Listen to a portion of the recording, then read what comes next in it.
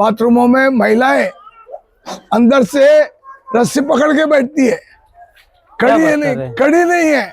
Corporator होता है, उस कॉर्पोरेटर का काम होता है कि वो जिस जगह से चुना गया है उस जगह को साफ रखे, उस जगह को जो है एकदम क्लीन रखे, वहाँ पे हाइजीन का अच्छा ध्यान दिया जाए, वहाँ पे हेल्थ का अच्छा ध्यान दिया जाए, वहाँ पे शिक्षा का अच्छा ध्यान दिया जाए। लेकिन हम इस समय जिस जगह पे खड़े हैं यहाँ माछी भिनभिना रही है, मक्खियाँ जो है घूम रही हैं, जो बीमारी का कारण है। गटर का पानी खुला हुआ है और बच्चे छोटे छोटे उसी में खेल रहे हैं। तो जरा सोचिए कि यहाँ के लोग कितनी बर्बरता पूर्वक, कितनी गंदी हालातों में जी रहे हैं, कितनी गंदी जिंदगी में जी रहे हैं।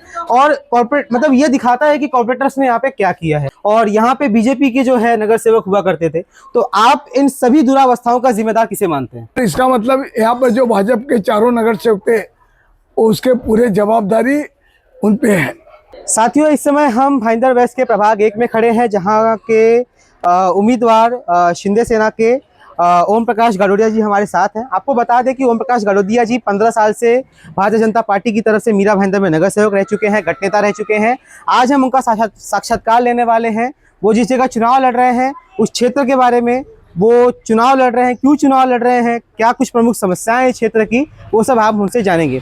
तो ओम प्रकाश जी, चुनाव लड़ रहे हैं, प्रचार प्रसार चालू है, जनता से कैसा प्रतिसाद मिल रहा है वो बताइए।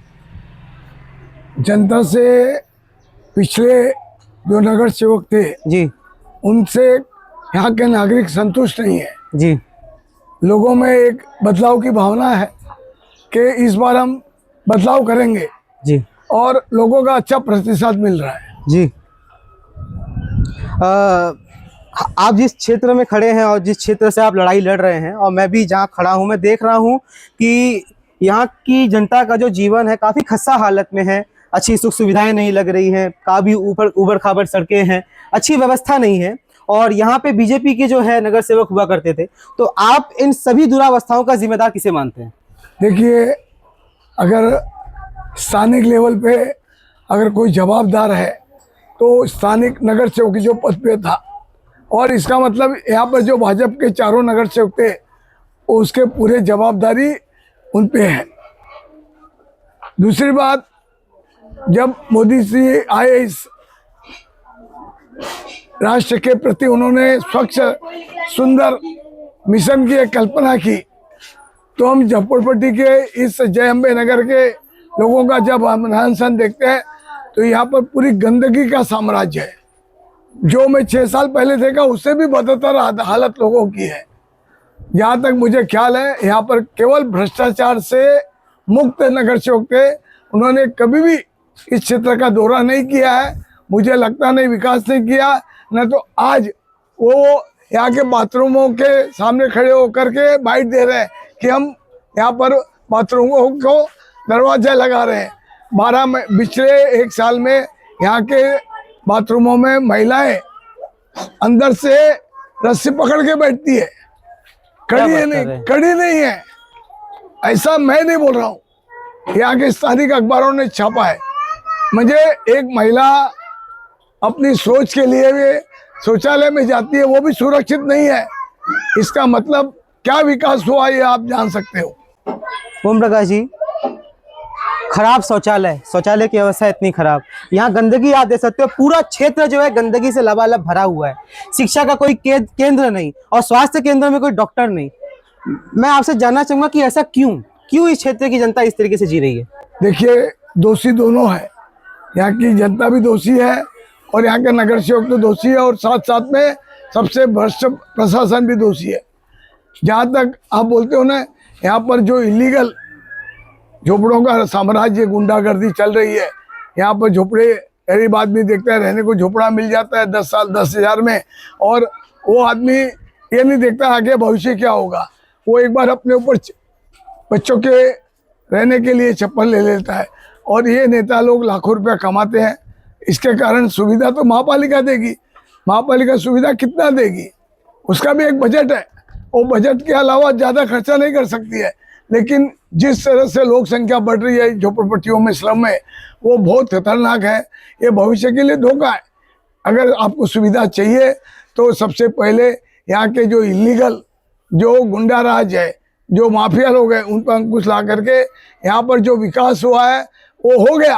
अब इलीगल विकास न हो और लोगों को जो सुविधा उपलब्ध करानी है, चिकित्सा, शिक्षा, आरोग्य है, ये व्यवस्था के लिए सबसे पहले यहाँ पर भी जो अतिक्रमण हो रहा है, यहाँ गुंडा जो टपोरी लोग हैं यहाँ पर गाले बना के बेच रहे हैं, उन पर अंकुश लगेगा तो मुझे विश्वास है जो यहाँ पर रह रहे हैं अभी उनको न्याय मिलते देर नहीं लगेगी। कॉर्पोरेटर होता है, उस कॉर्पोरेटर का काम होता है कि वो जिस जगह से चुना गया है उस जगह को साफ रखे, उस जगह को जो है एकदम क्लीन रखे, वहाँ पे हाइजीन का अच्छा ध्यान दिया जाए, वहाँ पे हेल्थ का अच्छा ध्यान दिया जाए, वहाँ पे शिक्षा का अच्छा ध्यान दिया जाए। लेकिन हम इस समय जिस जगह पे खड़े हैं यहाँ माछी भिनभिना रही है, मक्खियाँ जो है घूम रही हैं जो बीमारी का कारण है, गटर का पानी खुला हुआ है और बच्चे छोटे छोटे उसी में खेल रहे हैं। तो जरा सोचिए कि यहाँ के लोग कितनी बर्बरता पूर्वक, कितनी गंदी हालातों में जी रहे हैं, कितनी गंदी जिंदगी में जी रहे हैं। और कॉर्पोरेट मतलब ये दिखाता है कि कॉर्पोरेटर्स ने यहाँ पे क्या किया है।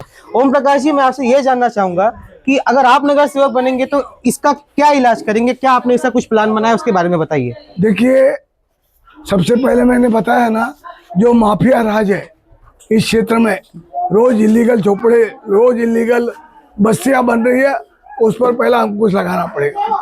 नंबर 2, जय अम्बे नगर 1, 2, 3 बना दिया, लेकिन यहाँ पर जितनी इंटरनल गलियां हैं छोटी छोटी, उनका नाम नहीं है।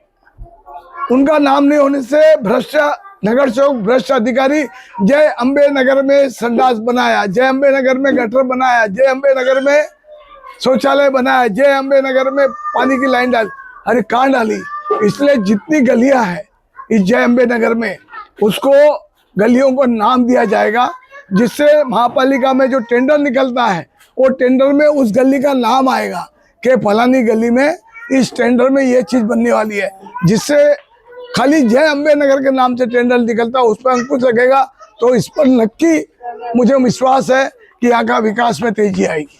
एक सवाल ये आता है कि शौचालय में पैसा लग रहा है, गटर के पाइपलाइन में पैसा लग रहा है, लेकिन फिर गटर का पाइपलाइन टूटा हुआ है, शौचालय गंदी है, गटर के पाइपलाइन खुले हुए हैं, सड़क नहीं बन रही है, मतलब ये क्यों ऐसा है? क्या है, मोदी जी की कल्पना थी कुछ चीजें प्राइवेटाइजेशन करने से उसमें अच्छा रिजल्ट मिलेगा जी। लेकिन ये उल्टा हो गया।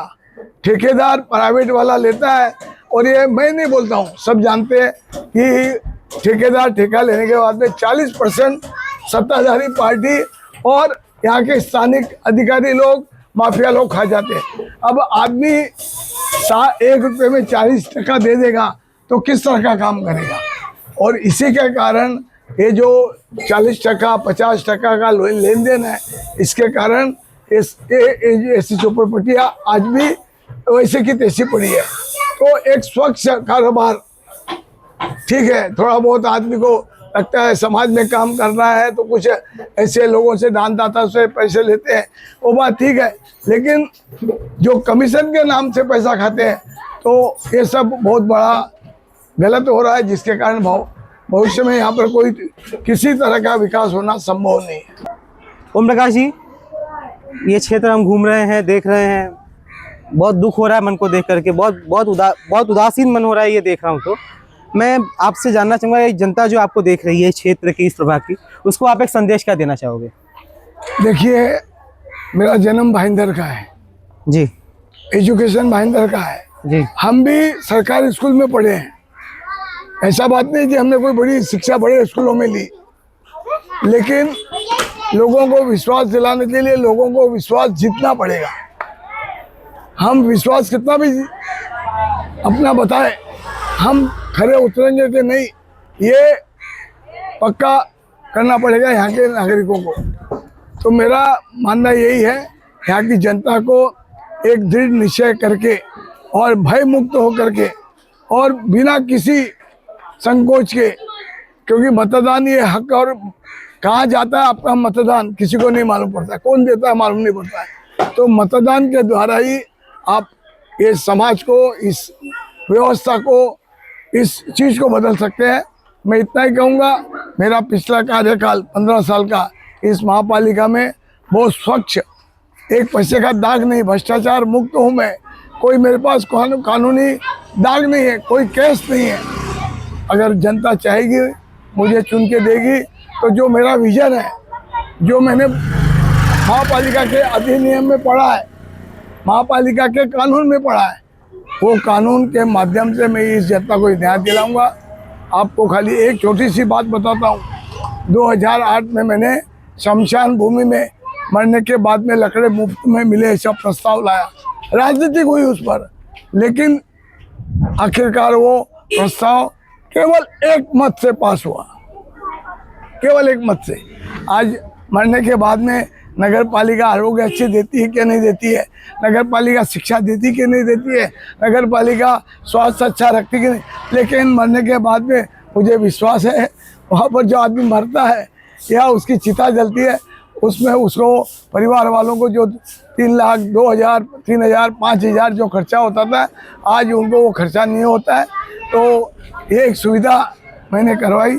ऐसी छोटी मोटी सुविधा इस क्षेत्र के लिए आरोग्य की दृष्टि से, चिकित्सा की दृष्टि से, शौचालय की दृष्टि से, पानी की दृष्टि से, ये सभी सुविधाएं मैं 1 साल 2 साल में नहीं होगा, उसके लिए समय लगेगा, लेकिन कराने का प्रयास करूंगा।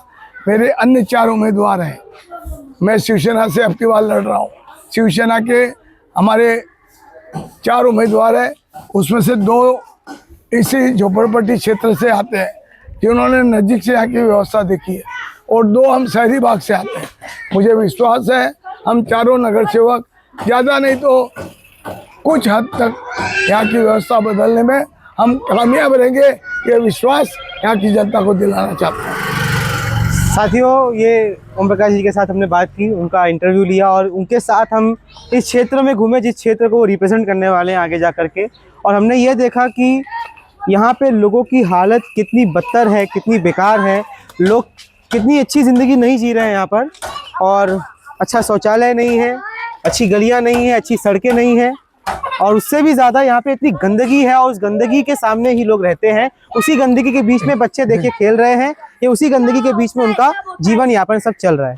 तो मैं आप सभी जो मेरे दर्शक हैं वो देख रहे हैं, मैं चाहूँगा कि आप लोग जब वोट करिए तो ये सोच समझ के करिए, ये देख के करिए कि कौन ऐसा आदमी है जो आपके काम आएगा, कौन ऐसा आदमी है जो आपके पास खड़ा रहेगा, कौन ऐसा आदमी है जो आपके गली के गटरों को साफ करेगा, कौन ऐसा आदमी है जो आपके गली के कचड़ों को साफ करेगा, कौन ऐसा आदमी है जो आपके बच्चे को शिक्षा प्रदान करेगा, कौन ऐसा आदमी है जो आपके गली में, आपके घर में बीमार पड़े हुए लोगों की इलाज करवाएगा। तो यही सब सोच करके आप वोट करिएगा। मैं नहीं, वो जिसको चाहे उसको वोट करिए, लेकिन ऐसे इंसान को वोट करिए जो आपके काम आए, वो नहीं जो आपका फ़ोन भी ना उठाए। आप देख रहे हैं प्रवासी खबर।